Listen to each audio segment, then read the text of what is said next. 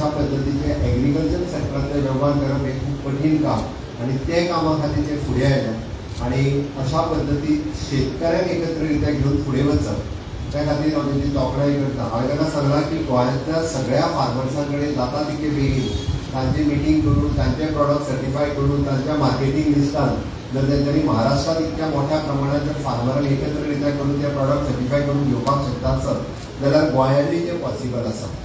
म्हणून हे काम तांच्यांनी गोंयांतूय बी जाता तितके बेगीन सुरू करचें।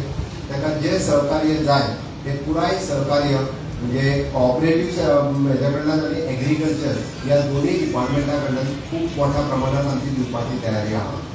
म्हणून हांवें म्हटलें की हे सगळें काम करपाक आमकां एकदां सरकार कमी पडटा आनी सरकार कमी पडटा थंयसर सहकारी संस्थांनी फुडें येवपाक जाय आनी सहकारी संस्थांनी फुडें येयत जाल्यार ते खूब बऱ्या पद्दतीन जावपाक शकता। ज्या पद्दतीन तांच्यांनी आपल्या दिसल्या किती मार्केट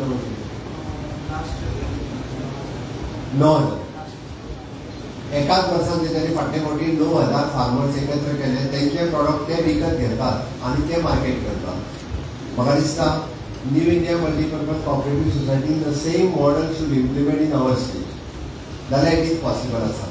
तांच्या कडल्यान देख घेवन तुमी सुरवात केल्याच पण आमच्याय फार्मरांक त्याच पद्दतीन एके कडेन घेवचे, तांचे प्रॉडक्ट तुमी घेवचे आणि ते आमी मार्केट करचे।